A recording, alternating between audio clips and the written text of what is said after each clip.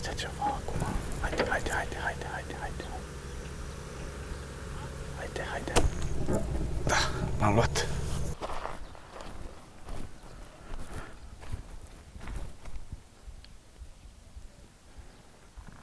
Pare ok locul aici. O să verific adâncimea. Să nu fie foarte adâncă.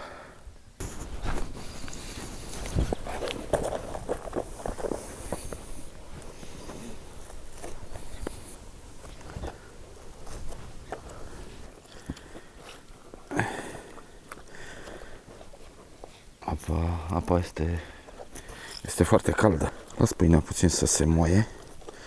Să intre bine apa în ea. O să folosesc în loc de TTX pâinea.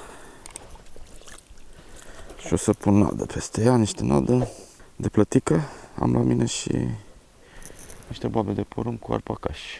O să mai arunc în ea, o să pun în ea. Las 5 minute așa să tragă.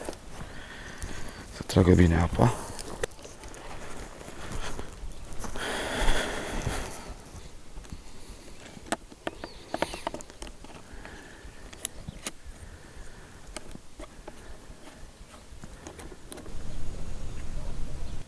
Până trage pâinea apă, o să sondez apa undeva la 5 metri așa, în fața mea.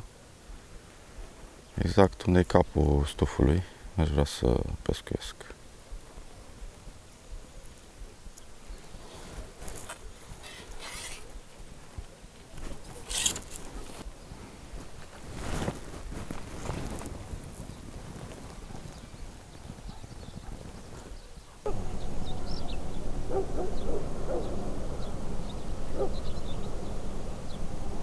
Doi metri jumate. Cam așa este adâncimea. O să pun niște nadă, după care o să mai pun niște arpacaș și niște boabe de porumb care o să le tai cu foarfeca. Și cam asta ar fi nada. Poate arunc și câteva bucățele de mămăligă.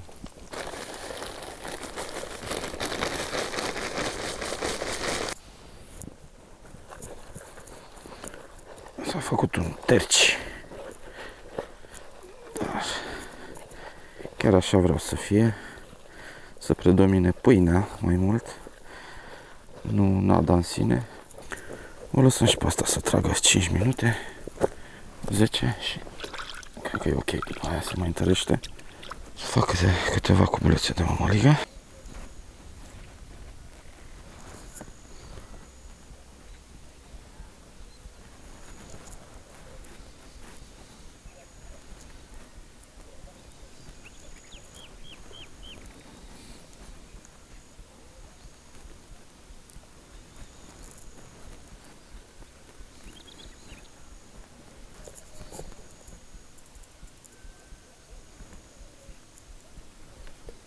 Mămăliga este destul de moale, nu este tare.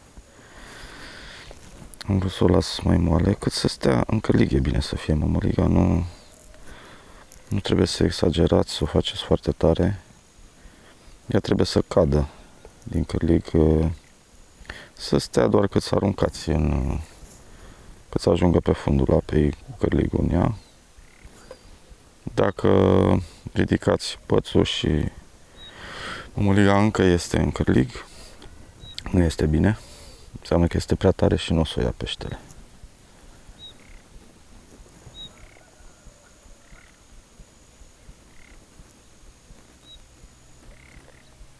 Fiind foarte moale, puteți să băgați și cubulețe mai mari, pentru că o să le toace repede peștii, chiar dacă sunt mai mici peștii.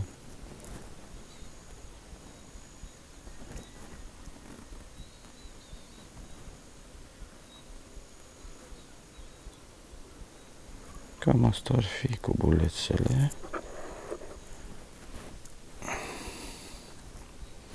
Am aici cubulețe cât să-mi ajungă toată partida, probabil. Puteți să puneți și arome.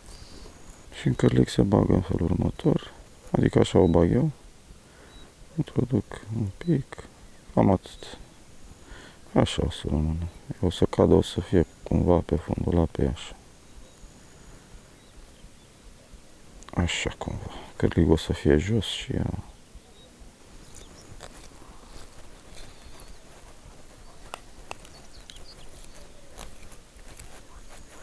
Nu o să pun toată cutia. Cam un sfert de cutie o să pun. Păstrez și pentru cărlig câteva.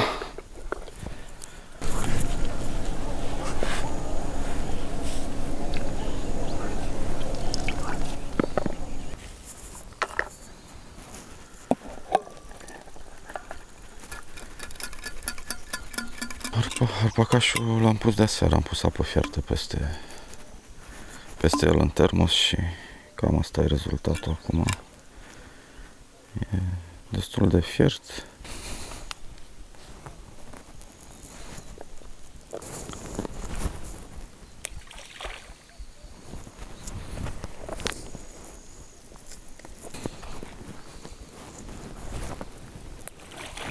Arunc și puțin mai aproape de măl. Încă una și ajunge deocamdată.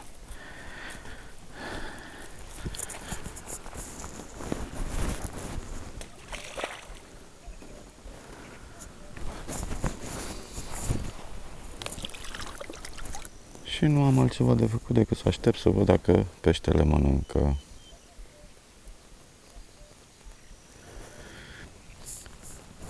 Pescuiesc de aproximativ o oră jumate și n-am avut nici măcar o trăsătură.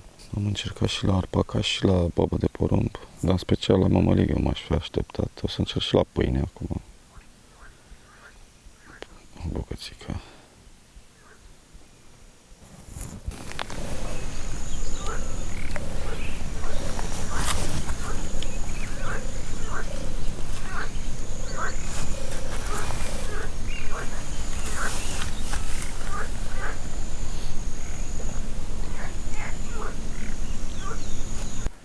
A fost foarte cald zilele trecute, în jur de 38 de grade, dar temperatura simțită a fost peste 40 de grade și cred că asta a afectat oarecum apetitul peștilor. Apa este foarte, foarte caldă.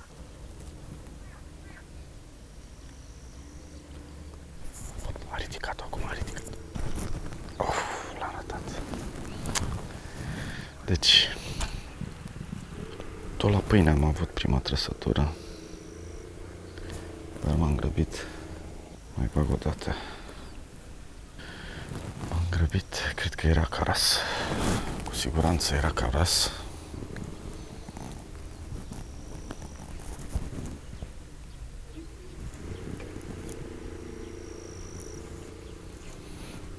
A ridicat-o foarte, foarte ușor. Da, cred că ar fi trebuit să-l mai las un pic.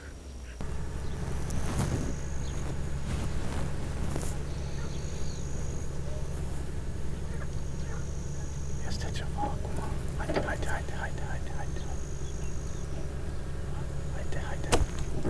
Da, l-am luat. Este destul de măricel. Da, caras este. Și la pâine... Haide.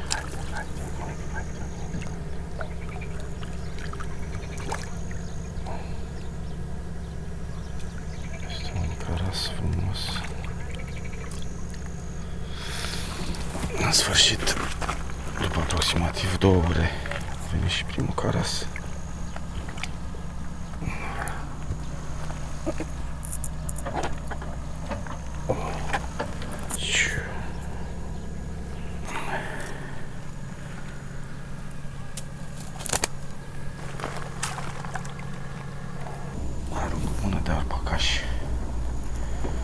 Și câteva boabe.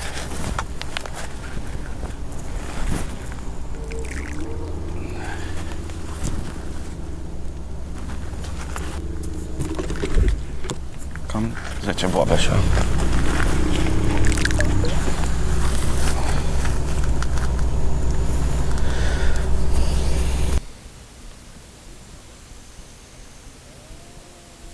Poate ciocoli ceva acum.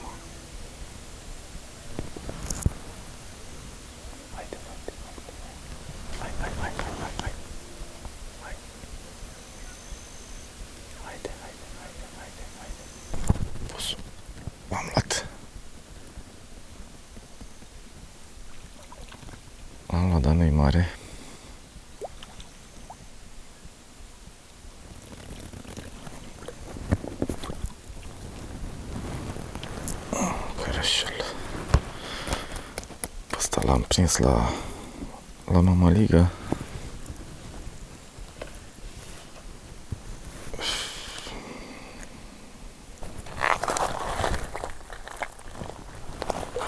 Nu e mare, dar e un caras. Ușor, ușor, poate își dau drumul. Ca montură folosesc un fir de 0,12 pe direct, o plută de 1 gram, un plumb culisabil tot de 1 gram, o rupită în 2 alice de cauciuc care pot să măresc distanța față de cârlig sau să o apropii, un cârlig numărul 8 și o vargă de 6 metri. O să mai încerc cu niște arpacași. E bine să alternați, să folosiți diferite umeli de cârlig, să încercați. Pentru că peștii sunt anumite perioade ale zilei când preferă mămăliga sau pâinea. Deci nu e o regulă bătută în cuie la ce se hrănesc cel mai bine. Trebuie încercat pe rând.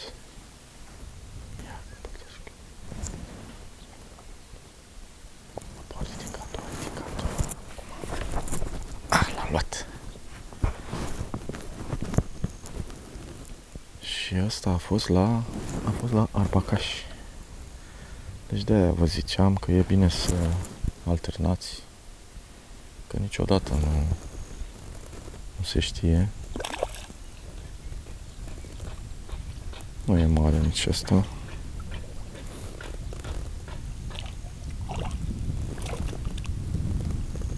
Dar e un caras.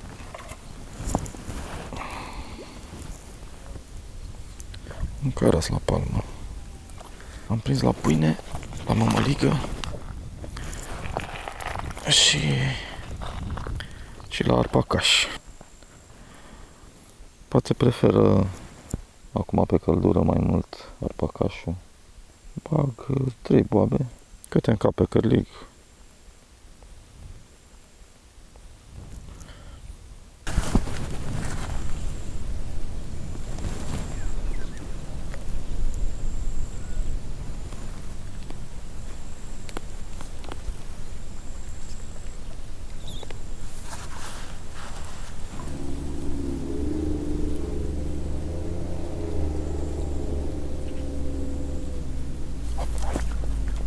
L-am luat. Tot la arpacaș l-am luat. Și parcă puțin mai frumoșel. Da.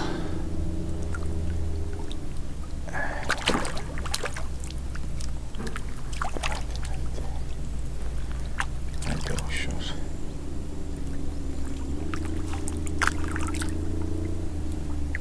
Da.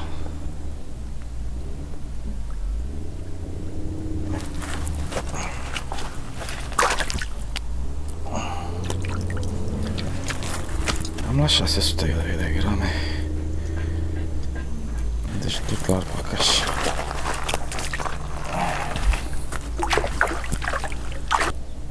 Am avut 3 boabe de arpacaș pe cârlig.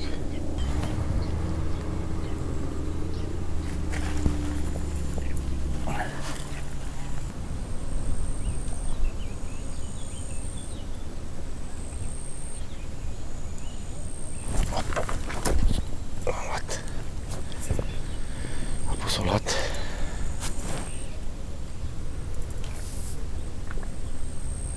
Da. Nu este foarte mare. Dar la palmă.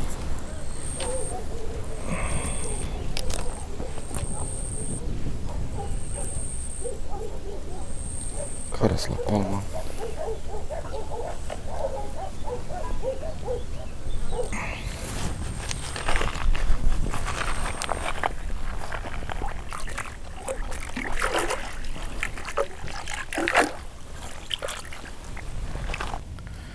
Se pare că momeala câștigătoare astăzi este arpacașul.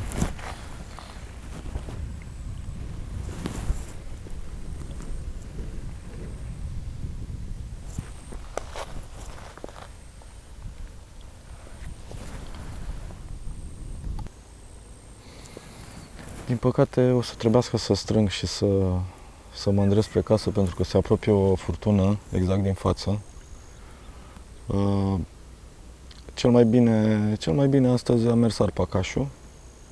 Nu mă așteptam la mămăligă, la cât de cald a fost, să prind mai bine. O să vă arăt peștii, după care v-am pupat.